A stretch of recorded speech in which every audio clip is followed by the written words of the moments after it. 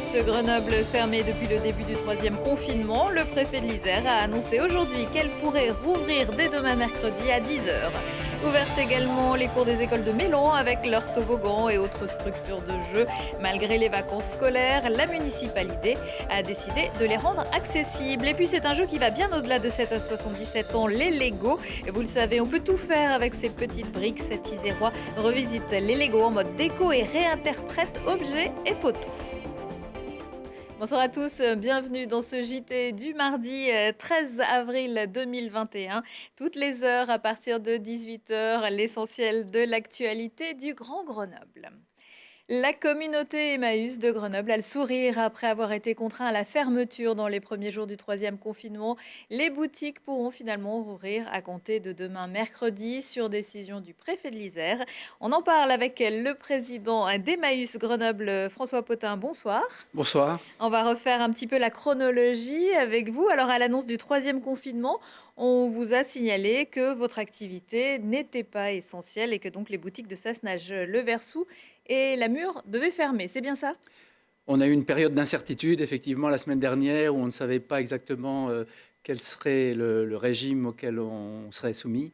On avait une forte inquiétude parce que les bruits que l'on avait entendus nous laissaient pendre beaucoup d'espoir sur la possibilité d'ouvrir nos boutiques pendant ce troisième confinement. Et pour nous, c'était une véritable inquiétude par rapport aux personnes que l'on accueille, par rapport aux finances de la communauté, par rapport à notre mission de rendre service à des publics aussi, nos clients qui sont des publics à faible budget et qui ont besoin aussi de ce qu'on leur propose dans nos boutiques.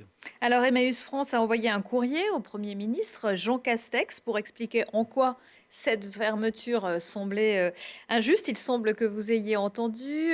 Le préfet Lionel Bref a donc annoncé aujourd'hui l'autorisation de rouvrir. Qu'est-ce qui a fait pencher la balance selon vous ?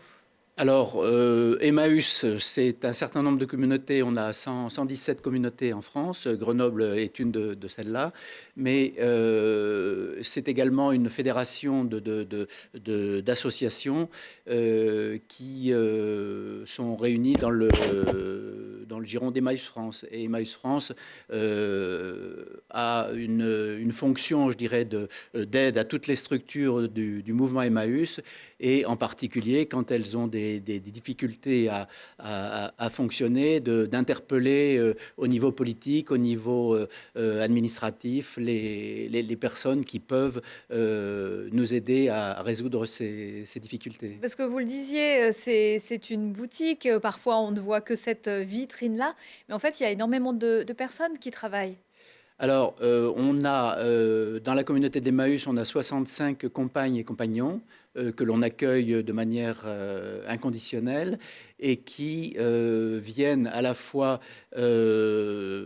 prendre, je dirais, un peu se ressaisir dans leur parcours qui est souvent très cassé, et que l'on essaie de réinsérer par la vie en communauté et par le travail. Donc c'est ce travail que font les compagnons qui leur permet de vivre, et c'est la seule ressource que nous ayons pour pouvoir les accueillir dignement et leur donner une possibilité de rebondir dans leur chemin de vie. Voilà, c'est pas un simple magasin de déco, il y a une vraie mission sociale. Absolument, oui. Combien de personnes viennent en boutique ? Vous avez parlé d'environ 70 compagnes et compagnons. Et est-ce qu'on sait à peu près combien de personnes vous accueillez pour... Alors, la clientèle, c'est difficile. C'est assez variable suivant les sites. Nous avons 3 sites. Un site à Sassenage, un au Versou et un à la Mure. On est ouvert tous les jours de la semaine, du mardi au samedi, et on accueille des clients. Je ne saurais pas vous dire exactement combien Enfin, en tout cas, il y a tout le temps quelqu'un. Hein. Ah oui, Quand oui, on y absolument. va, Oui, le magasin est, on a une fréquentation. est jamais vide. Alors, il y a non seulement les boutiques, mais il y a aussi les donateurs, puisque c'est l'origine de notre activité. On ne vit que des dons qui nous sont faits. Donc, c'est une chaîne de solidarité entre les donateurs qui nous donnent des ressources pour vivre, les compagnons qui travaillent ce qui nous est donné pour pouvoir revendre cette marchandise, et puis nos clients qui également font partie de cette chaîne de solidarité, puisque sans ces trois éléments-là, on n'arriverait pas à faire fonctionner notre association. Et parmi ces clients, pas mal d'étudiants. Vous menez des actions auprès de la communauté étudiante de l'UGA et ces étudiants qui, dans cette période compliquée, ont encore plus besoin de vous. On a un partenariat effectivement avec l'UGA et les étudiants sont en réelle difficulté actuellement, mais ils sont toujours. Il y a une partie des étudiants qui sont avec des budgets très restreints, qui sont contents de trouver chez nous des objets, des meubles pour meubler leur chambre d'étudiants, pour même des livres dans nos rayons de bibliothèque pour pouvoir trouver des ressources à bas prix qui leur conviennent pour leur vie d'étudiant. Et très prochainement, ils ne seront plus obligés de faire plusieurs kilomètres pour retrouver Emmaüs, puisque vous allez ouvrir un magasin dans le centre-ville de Grenoble. Vous pouvez nous en dire un peu plus? Absolument, oui. Alors, c'est une quatrième activité, je dirais, pour la communauté, après les activités des 3 sites dont je viens de parler. Et cette boutique, nous allons l'ouvrir aux environs du 15 mai à peu près.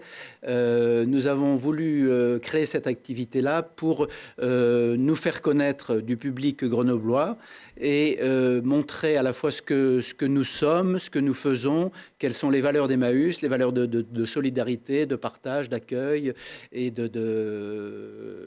voilà.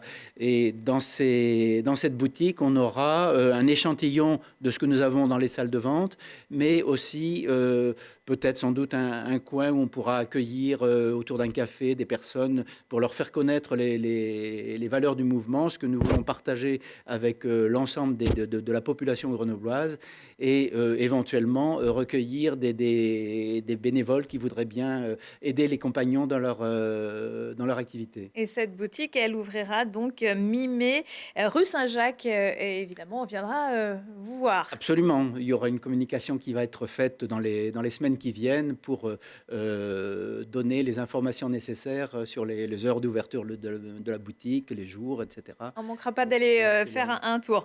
Merci beaucoup François Potin. Je rappelle que vous êtes le président d'Emmaüs Grenoble. Merci à vous. Ça marche. Le site internet Ville Plus publie le premier classement des grandes villes les plus piétonnes de France et c'est Grenoble qui arrive en tête avec 7% de zones publiques où le piéton est prioritaire, soit 1,2 km sur 18,5 km². Les trottoirs et passages piétons en tant que zone de relégation des piétons au sein des espaces dédiés aux voitures sont exclus du classement. Paris monte sur la deuxième marche du podium, complété par Rennes. Lyon est 5e. Le classement ouvert et contributif s'appuie sur des relevés effectués à partir de OpenStreetMap. Là, on peut courir, sauter, marcher et même rouler. À Mélan, les cours des écoles maternelles et élémentaires Buclos, Grand-Pré, Béalière, Maupertuis et du Haut-Mélan sont ouvertes pour 2 semaines pendant ces vacances scolaires. En période de confinement, il s'agit d'agrandir l'espace public tous les jours, du lundi au dimanche, dans les horaires autorisés par le couvre-feu et dans le respect des gestes barrières. Et finalement, certains semblent plutôt contents de retrouver la cour de récré, même en vacances. Vu qu'en fait c'est mon école, je peux jouer au même jeu que dans les récréations et donc c'est bien. C'est sympa, ouais, il y a les structures, les cages de foot, les paniers de basket, bon, voilà, ça leur permet, mur d'escalade, ça leur permet de faire de la trottinette, du roller aussi, d'avoir de l'espace, voilà, c'est très sympa. Donc on a décidé avec Véronique Claire qui est adjointe à l'enfance de faire une expérimentation pendant les 15 jours de vacances scolaires et d'ouvrir donc les cours d'école pour augmenter un petit peu l'espace public pour que les enfants puissent avoir plus de place pour pouvoir jouer. Et donc cette expérimentation, on l'a fait de manière assez simple et libre, on a mis peu de contraintes. Et donc les cours d'école vont être ouvertes tous les jours, là, pendant ces 15 jours et toute la journée. Et donc à la fin de ces 15 jours, on fera un bilan pour savoir si ce qu'on va faire. Et notre souhait, c'est de pouvoir le pérenniser à plus long terme et de garder ces cours d'école ouverts toute l'année, donc le week-end, le mercredi et éventuellement en soirée. Ce n'est vraiment pas que pour les enfants, pour les jours pluvieux ou simplement pour le plaisir, les Lego occupent petits et grands depuis des décennies. Certains ont même élevé la pratique au rang de l'art, ou presque, comme Alexis Guimet, un habitant de Saint-Nazaire-les-Aismes, fou de briques. Depuis 6 ans, il réalise des tableaux et objets à la demande. Charlotte Faulkner. Dans son intérieur, difficile de ne pas voir qu'Alexis Guimet est un passionné de Lego. Depuis plusieurs années, il conçoit lui-même des lampes ou encore des petits objets de décoration. Mais sa spécialité, ce sont les tableaux, tous conçus avec ces petites briques. Je réalise tous ces tableaux ou des lampes ou tout autre objet de décoration par pure passion. Vraiment, c'est une passion, j'ai un métier à côté de ça et c'est pendant mon temps libre voilà, que je trouve à faire ça. Et donc du coup, j'en ai fait un peu à droite à gauche et je me suis dit je vais essayer de partager ce que je fais. Donc j'ai créé une page Facebook pour juste mettre en ligne ce que je faisais. Et puis ensuite, j'ai voulu faire les choses un peu mieux et j'ai créé mon site internet. Je me suis lancé en tant qu'auto-entrepreneur. Depuis 2015, il commercialise ses créations avec son entreprise Briques et Déco, des tableaux aux possibilités infinies, qu'il s'agisse de photos, de paysages ou encore d'affiches. Une conception dont le procédé de fabrication commence sur ordinateur. À partir de n'importe quelle photo, que ce soit un portrait, un paysage, je le prends et en fait, j'utilise un logiciel que j'ai fait développer pour faire une mise à l'échelle du tableau. Pour pouvoir dessiner les contours et pour avoir assez de recul pour travailler tous les détails. Donc là, je suis à l'étape de finalisation du tableau. Du coup, ça, c'est l'image finale de ce que je vais reproduire. Et en fait, tout ça a été travaillé sur ordinateur. Et je colorie pixel par pixel afin d'avoir mon rendu. Une fois son modèle réalisé, Alexis va ensuite pouvoir construire son tableau brique par brique grâce à la dizaine de milliers de pièces qu'il possède. En effet, c'est des piles de Lego, ça m'aide à aller plus vite, surtout quand je fais des fonds. Du coup, ça m'aide à mettre plus de pièces. Et puis, c'est aussi pour m'y retrouver et pour prendre les quantités de pièces adéquates pour arriver à les remplir. Donc oui, j'ai des tiroirs, j'ai plein de couleurs, près d'une trentaine de couleurs, qui me permettent d'apporter des nuances et du contraste sur le tableau. Pour ce portrait de David Bowie, il faut compter entre 15 et 20 heures de travail et près de 1500 pièces de Lego. Et pour des tableaux personnalisés, comptez entre 3 et 4 semaines de délai. Yannick Neuder, réélu à la tête des Républicains 38 avec 100% des sondages. Les adhérents, ils sont 3000 dans le département, ont voté dimanche et lundi pour renouveler leurs instances. Le cardiologue du CHU devrait avoir fort à faire ces prochaines semaines avec en ligne de mire les élections départementales et régionales qui devraient donc avoir lieu les 20 et 27 juin. Pour les départementales, les Républicains tenteront de conserver l'exécutif avec Jean-Pierre Barbier, tout comme la direction de la région avec Laurent Wauquiez. Yannick Neuder est actuellement vice-président de la région en charge de la recherche et de l'enseignement supérieur. Le Covid a-t-il fait son retour au FCG devant plusieurs cas suspects au sein de son effectif, comme le révélaient cet après-midi nos confrères du Dauphiné Libéré. Le club de rugby grenoblois aurait décidé de ne pas mettre d'entraînement collectif depuis lundi. Ce sont quelques joueurs du centre de formation et même d'autres joueurs pros qui pourraient être concernés. De nouveaux tests PCR seront pratiqués mercredi. Les résultats détermineront le report ou non de la 27e journée de Pro D2 entre Romans et Grenoble. Printemps, été, automne, hiver, avant de défiler sur un podium, les 4 saisons, c'était avant tout une œuvre de Vivaldi. Mais 2 musiciens grenoblois sont passés par là et décidé de créer leurs 4 saisons avec un peu de Vivaldi. Parce que les salles de spectacle sont interdites au public, Télé Grenoble vous propose de suivre cette création de la compagnie L'Escabeau depuis l'Iliade de Cécine Parisé en Facebook Live mercredi 14 avril à partir de 20h30. Un concert à retrouver également sur Télé Grenoble le vendredi 16 avril, toujours à 20h30. Prochain rendez-vous avec l'actu dans 1 heure et en replay sur télégrenoble.net. Excellente soirée à tous.